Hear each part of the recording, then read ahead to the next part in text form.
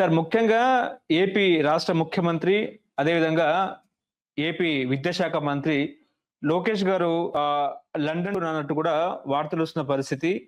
So, వాళ్ళు ఎక్కడికెళ్లారు ఏంటి? London వెళ్లారా? లేకపోతే సింగపూర్ వెళ్లారా? అనేది కూడా ఇక్కడ అధికారికంగా లేని పరిస్థితి. సో, మీకున్న సమాచారం మేరకు బాబు అదేవిధంగా లోకేష్ గారు లండన్ వెళ్లారా? లేకపోతే ఇంకెక్కడికైనా వెళ్లారా? ఈ పర్యటన రహస్యంగా ఎందుకు ఉంచున్నట్టు అంటే ఏం చెప్తారు సార్? రహస్యంగా ఉంచాల్సిన అవసరం లేదు. యాక్చువల్‌గా అది ఒకవేళ అధికార పర్యటనైనా లేదా వ్యక్తిగత పర్యటన రహస్యంగా ఉంచాల్సిన అవసరం ఏముంది? అందులో చంద్రబాబు నాయుడు గారికి ప్రతిదీ ప్రచారం చేసుకుంటే అలవాటు ఎక్కువ ఆయనకు.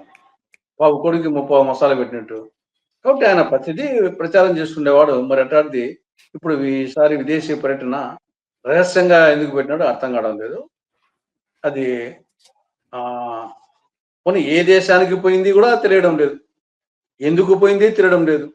అధికార పర్యటన లేకుంటే వ్యక్తిగత పర్యటన అర్థం కాలేదు. కాబట్టి అందరికీ ఈ ఊహాగానాలకు తావిస్తుంది. కాబట్టి ఇది ఇప్పటికీ నాకు కూడా అర్థం కావడం లేదు. అంత ఆయన మామూలుగా ఆ టైప్ కాదు ఆయన. ప్రతిదీ ప్రచారం చేసుకునే రకం. ఈసారి ప్రచారం చేసుకోలేదంటే మరి దానికి ఏముందో అర్థం కావడం లేదు. అంటే మీ దగ్గర సమాచారం మేరకు మీరు ఏమనుకుంటున్నారు? నేను అసలు పట్టించుకోవడం లేదు దాని గురించి. ఎందుకు సార్? ఏమో రాష్ట్రంలో ఉన్నప్పుడే రాష్ట్రం అధోగతి పాలైంది. ఆయన విదేశాలకు పోతేనేమి, రాష్ట్రంలో ఉంటేనేమి, హైదరాబాద్ లో ఉంటేనేమి, అమరావతిలో ఉంటేనేమి. ఇప్పుడు లోకేష్ గారు గతంలో వరుస ఢిల్లీ టూర్లు, సో ఇప్పుడు లండన్ టూర్లు, ఇదంతా ఈ సమీకరణాలు అర్థం చేసుకుంటే సో నెక్స్ట్ సీఎం లోకేష్ అన్నట్టు కూడా వార్తలు వస్తున్నాయి. నిజమే అంటారా? మరి ఇంకా లోకేష్ కు ఆ కాంక్ష ఉన్నట్టు కనపడతా ఉంది. కానీ చంద్రబాబు నాయుడు దానికి యాక్సెప్ట్ చేస్తాడా చేయదా అనేది సమస్య. మామూలుగా చంద్రబాబు నాయుడు అనుకుంటే అయిపోతుంది. అది పెద్ద మిగతా వాళ్ళతో సమస్య కాదు. ప్రజల నుండి కానీ, టీడీపీ క్యాడర్ నుండి కానీ, బీజేపీ నుండి కానీ పవన్ కళ్యాణ్ కొంత ఇబ్బందిగా ఉండొచ్చు. కానీ చంద్రబాబు నాయుడు అనుకుంటే లోకేష్ సీఎం చేయాలనుకుంటే పెద్ద సమస్య ఏం కాదు. కానీ చంద్రబాబు నాయుడు అనుకుంటాడా కాదా అనేది, ఎందుకంటే ఆయన ముఖ్యమంత్రి చేసి ఈయన ఏం చేయాల. ఇప్పటికీ చంద్రబాబు నాయుడు ఒకవేళ 75, 76 సంవత్సరాల వయసు ఉన్నప్పటికీ ఇప్పటికీ యాక్టివ్గానే ఉన్నాడు. ఏ యువకుని కంటే కూడా యాక్టివ్గా ఉన్నాడు. ఈవెన్ ప్రధానమంత్రి కూడా అదే వయసు కూడా. ప్రధానమంత్రి వచ్చేసి దేశానికి ప్రధానమంత్రి ఆ వయసులో చేసేటప్పుడు రాష్ట్రానికి ఒక ముఖ్యమంత్రి, అనేక రాష్ట్రాల ముఖ్యమంత్రులు కూడా ఆ వయసులో ఉన్నారు. కాబట్టి లోకేష్ ను ముఖ్యమంత్రి చేస్తే చంద్రబాబు నాయుడు ఏం చేయాలా? ఇక డెఫినెట్ గా కేంద్రానికి పోవాలా. రెండే మార్గాలు కేంద్రంలో కూడా, రాష్ట్రపతి, ఉపరాష్ట్రపతి. కేంద్ర మంత్రిగా కూడా మళ్ళా ఇన్ని సంవత్సరాల పాటు 15, 16 ఏళ్ళు ముఖ్యమంత్రిగా చేసిన వ్యక్తి మళ్ళా ఒకరికి స్వతంత్రంగా ఒక ప్రాంతీయ పార్టీ తరఫున సొంతంగా ఉన్నటువంటి ముఖ్యమంత్రి అయినటువంటి వ్యక్తి ఒక ప్రధానమంత్రి కింద పనిచేయడం అనేది న్యాచురల్ గా ఇబ్బంది ఉంటుంది. కాబట్టి కేంద్ర మంత్రి పదవి ఉండదు. ఇది రాష్ట్రపతి ఆర్ ఉపరాష్ట్రపతి. మరి బీజేపీ రాష్ట్రపతి, ఉపరాష్ట్రపతి బీజేపీ కాకుండా ఇస్తుందా? కాబట్టి అంత ఈజీగా ఇవ్వాలి. డిప్యూటీ ప్రైమ్ మినిస్టర్ ఉంటుంది కదా సార్? అదే డిప్యూటీ ప్రైమ్ మినిస్టర్ కూడా ఏమి ఇవ్వాల్సినంత అవసరం. డిప్యూటీ ప్రైమ్ మినిస్టరు కొంతవరకు కొంచెం అది ఒక పెట్టుకోవచ్చు. అంతవరకు రాష్ట్రపతి, ఉపరాష్ట్రపతి కాకుండా డిప్యూటీ ప్రైమ్ మినిస్టర్ అనేది కొంత దృష్టిలో పెట్టుకోవచ్చు. కానీ మరి ఆ పరిస్థితి నరేంద్ర మోడీ గారు ఒప్పుకోవాలి. ముందు చంద్రబాబు నాయుడు గానే ఒప్పుకోవాలి. అయినా సరే ఇక్కడ స్వతంత్ర ప్రతిపత్తి కలిగి ఒక చీఫ్ మినిస్టర్ ఉండేదానికి, అక్కడ ప్రధానమంత్రి కింద డిప్యూటీ ప్రైమ్ మినిస్టర్ ఉండేదానికి వాడు ఆల్రెడీ వచ్చేసి అమిత్ షాను కాదని, అమిత్ షా వచ్చేసి 2వ ర్యాంకులో ఉన్నాడు. మరి అమిత్ షా కాకుండా ఇంకొక వేరే అతను వచ్చేసి డిప్యూటీ ప్రైమ్ మినిస్టర్గా పెడితే బీజేపీలో అంత ఈజీగా ఉండదు. కాబట్టి అప్పుడు ఇద్దరు prime minister, deputy prime minister తీసుకుంటారా?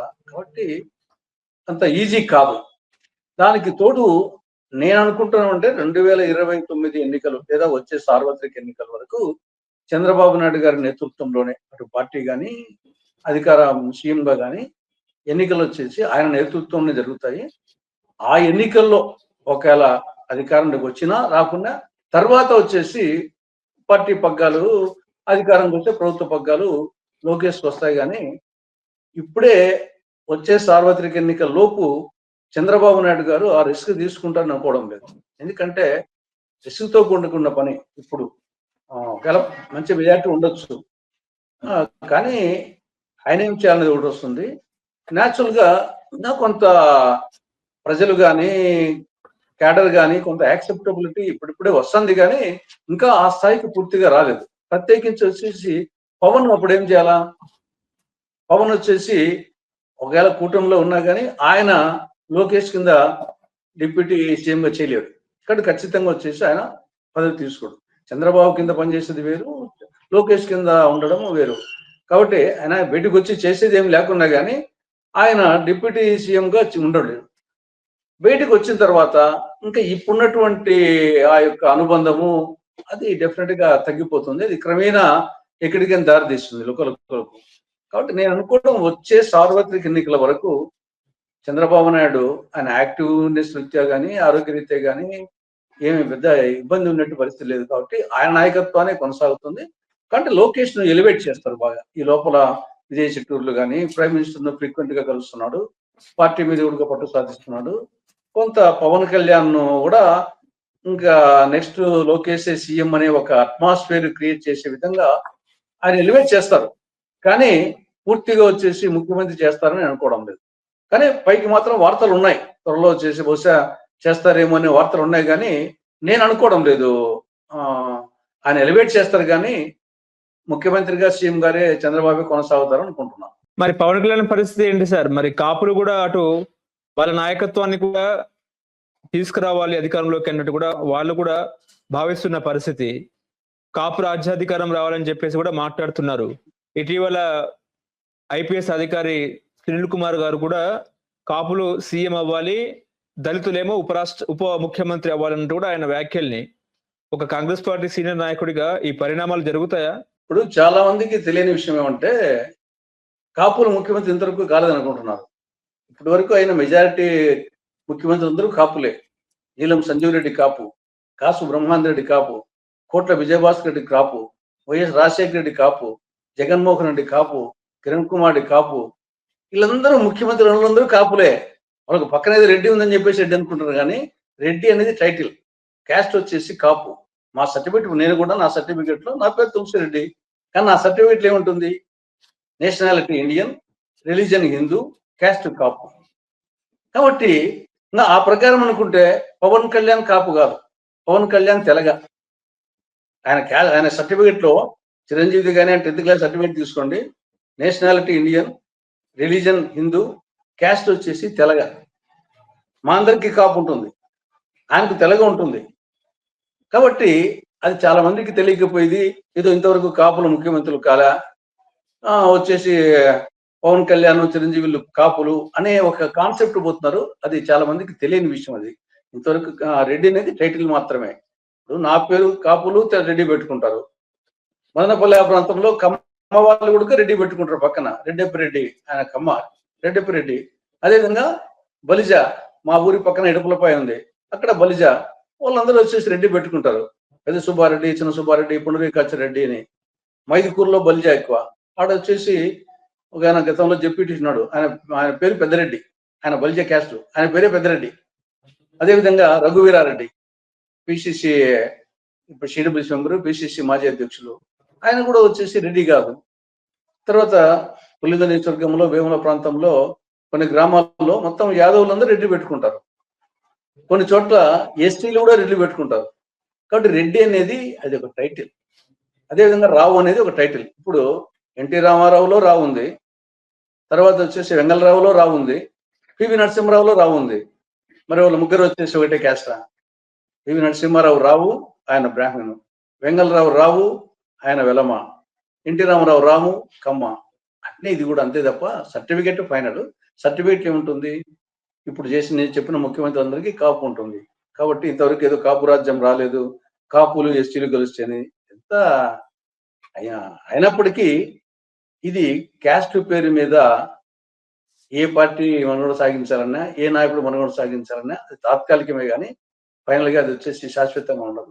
కాబట్టి అందరి వాడుగా ఉండాలా, అందరి పార్టీగా ఉండాలి. ఎవరైనా కానీ, నేను కానీ, మీరు కానీ, ఓ పార్టీ కానీ, ఒక అందరి పార్టీగా అందరి వాడుగా ఉంటేనే 4 కాలాల పాటు కొనసాగుతుంది తప్ప క్యాస్ట్ బేస్డ్ పార్టీస్ చాలా రోజులు ఉండవు, ఒకవేళ వచ్చినా కానీ. ఓకే, ఇప్పుడు తులసిరెడ్డి గారు ముఖ్యంగా వైసీపీకి 140 కోట్ల విరాళం వచ్చిందని, తెలుగుదేశం పార్టీకి 83 కోట్ల విరాళం వచ్చిందని, జనసేన పార్టీకి 25.33 కోట్లు విరాళం వచ్చిందని చెప్పేసి కూడా వైపు వార్తలు వస్తున్న పరిస్థితి.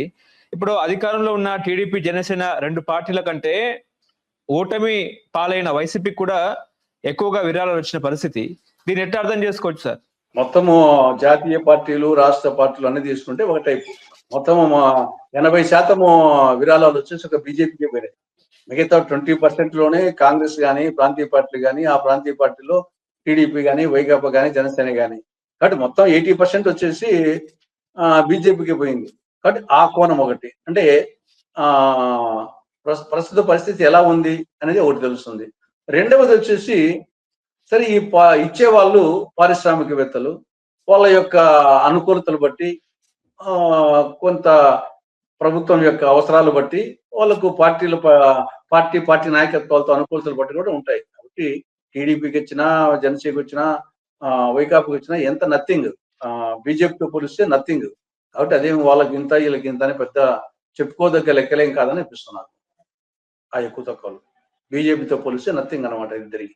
ఓకే, ఇప్పుడు రీసెంట్ గా 3 జిల్లాల గురించి మీరేం చెప్తారు సార్ ప్రతిపాదన గురించి? ఇప్పుడు ఇది ఒక విధంగా ఎన్నికలకు ముందు కొంత ప్రామిస్ చేశారు. ఇప్పుడు ఎన్నికలకు ముందు టీడీపీ కూటమి కొన్ని చోట్ల రాజకీయ లబ్ధి కోసము అక్కడ ఉన్నటువంటి పరిస్థితులు పెట్టుకొని ప్రామిస్ చేయడం జరిగింది.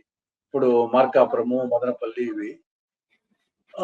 సరే, మార్కాపురం సంబంధించి పెద్ద సమస్య కలిగినట్లేదు, కానీ మదనపల్లి వచ్చేసరికల్లా ఎన్నికల ముందు హామీ ఇచ్చారు, మదనపల్లి జిల్లా చేస్తామని చెప్పేసి. ఇప్పుడు చేసేటప్పుడు దానికి మిగతా ఏమి కలపాలన్నప్పుడు సమస్య వచ్చి ఆల్రెడీ అన్నమయ్య జిల్లా కింద రైల్వే కోడూరు, రాజంపేట, రాయచోటి, తర్వాత పీలేరు, మదనపల్లి అండ్ తంబలపల్లి 6 ఉన్నాయి. పొంగనూరు ఏమో చిత్తూరు పంపించారు. మరి ఈ 6టితో మరి మదనపల్లి చేసేసరికల్లా అప్పుడు ముందేమో మదనపల్లి, తంబలపల్లి, పీలేరు, పొంగనూరు ఇటు తెచ్చారు. 4 అవుతున్నాయి. ఇక్కడేమో 3 అవుతున్నాయి. ఇక్కడ రాయచోటి, రాజంపేట, రైల్వే కోడూరు 3 అవుతాయి. మరి 3 నియోజకవర్గాలతో ఒక జిల్లా చేయడం ప్లేన్ ఏరియాలో చాలా చిన్నగా అనిపిస్తుంది. అప్పుడు ఆటోమేటిక్ గా ఏం చేయాలని పునరాలోచించినప్పుడు ఈ యొక్క రాయచోటిని మదనపల్లి కలిపినప్పుడు 5 అవుతున్నాయి. మరి రాయచోటి మదన కలిపితే ఆ రాయచోటి ఆల్రెడీ కేంద్రంగా ఉంది, జిల్లా కేంద్రంగా అన్నమయ్యకు. ఇక్కడ రాజంపేట, కోడూరు ఏమో ఇక్కడ ఉన్నాయి. కాబట్టి ఇక్కడ అజిటేషన్ వచ్చేసి ముందుగానే రాజంపేటలో వచ్చేసి రాజంపేటను కేంద్రంగా పెట్టాలని అప్పుడే అజిటేషన్ జరిగింది జగన్ ఉన్నప్పుడే. ఆ నేపథ్యంలో రాయచోటి అప్పటికి సెంటర్ గా ఉంటుందని రాయచోటి పోవడం జరిగింది. ఎప్పుడు మదనపల్లి సెపరేట్ అయిపోయిందో రాయచోటి కార్నర్ అయిపోయింది. కాబట్టి ఇక్కడ రాజంపేట కావాలని నినాదం ఎక్కువ అయిపోయింది. ఉండేదేమో 3 నియోజకవర్గాలే. కాబట్టి ఆ నేపథ్యంలో మొత్తం అన్నమయ్య జిల్లానే లేకుండా చేసి 3 ముక్కలు చేసి, గతంలో జగన్మోహన్ రెడ్డి 3 ముక్కలాట అన్నట్టు ఇప్పుడు 3 ముక్కలు చేసి రైల్వే కోడూరుని తిరుపతిలో, రాజంపేటని కడపలో, రాయచోటిని మదనపల్లిలో కలిపి ఆఖరికి ఇది ఓ విధంగా వచ్చేసి రైల్వే కోడూరులకు వాళ్ళకు తిరుపతి కావాలనేది మొదటి అంటుంది. కాబట్టి వాళ్ళకి పెద్ద సమస్య ఏం లేదు. రాజంపేటకు, రాయచోటికి సంబంధించి ఏమంటే రాయచోటి కేంద్రంగా ఉండేది పోయిందని చెప్పేసి వాళ్ళకు బాధ. రాజంపేట అనేది మొత్తం అస్తిత్వమే లేకుండా పోతుంది అనేది వీళ్ళ బాధ. సరే, మదనపల్లి వరకు కొంత వచ్చేసి వాళ్ళు మొదటి కేంద్రం కావాలనుకుంటారు, వచ్చింది కాబట్టి సంతోషంగా. ఇది ఉగాది పచ్చల్లాగా ఉంది, కొందరికి సంతోషము, కొందరికి బాధ. కాబట్టి ఇది ఎన్నికల సందర్భంగా ఇచ్చినటువంటి హామీల మేరకు తీసుకోవాల్సిన డెసిషన్స్ కొందరికి సంతోషము, కొందరికి దుఃఖం కలిగించే విధంగా జరిగింది. అంటే పోలవరం కూడా జిల్లాగా ప్రకటించలేదు, అంటే రంపచోడవరం విధంగా పోలవరం జిల్లాగా అభివర్ణించారు అనుకోవచ్చా? అది వచ్చి సింబాలిక్ గా వచ్చేసి ఒక నియోజకవర్గం, కేవలం ఒక నియోజకవర్గము. దట్టు వచ్చేసి హెడ్ క్వార్టర్స్ ఏమో పోలవరం కాదు, రంపచోడవరం. పేరు మాత్రం జిల్లా పేరేమో పోలవరము, నియోజకవర్గం ఏమో ఒకటి, తర్వాత వచ్చేసి కేంద్రమేమో రంపచోడవరము. ఇవన్నీ నాన్నాళ్ళ ముచ్చట్లు. తర్వాత దీని గురించి ఎవరు పెద్ద పట్టించుకోరు.